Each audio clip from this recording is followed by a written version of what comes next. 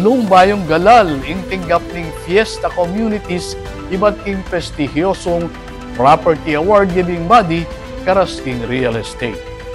ID report. Fiesta na naman ang pakiramdam sa Fiesta Communities Incorporated o FCI matapos masungkit ang tatlong prestiyosong parangal sa ginanap na 13th Property Guru Philippines Property Awards sa Shangri-La The Fort nitong August 15, 2025. Kinilala ang FCI bilang Best Affordable Housing Developer matapos talunin ang iba't ibang real estate companies mula Luzon, Visayas at Mindanao. Mula pa noong 2007, patuloy itong gumagawa ng higit 30 projects sa Central Luzon para sa mga pamilyang Pilipino na nangangarap ng sariling tahanan at sa presyong abot kaya. Hindi rin nagpahuli ang Kaya Homes by Fiesta Communities na nasungkit ang Best Socialized Housing Development. Ang proyektong ito ay nakatuon para sa minimum wage earners na gusto ring makamit ang pangarap na bahay at lupa.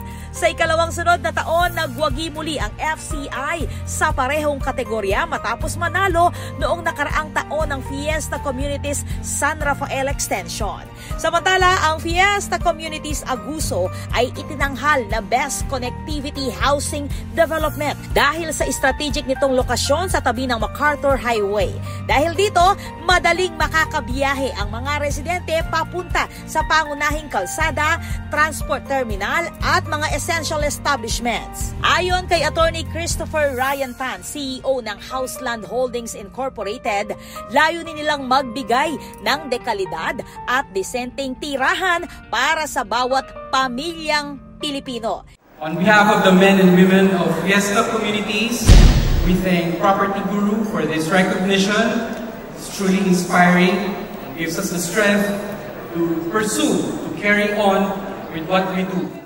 Itinuturing ang Property Guru Philippines Property Awards bilang pinaka-prestiyosong pagkilala sa industriya ng real estate sa bansa. Bahagi ito ng Asia Property Awards Series na nagsimula noong 2005 at patuloy na nagbibigay parangal sa mga kumpanyang nagpapatunay na posible ang dekalidad na bahay para sa lahat. Ako po, Patricia Mamangon para King News Force Pampanga. Balitang tutuking Balen, Susuyo.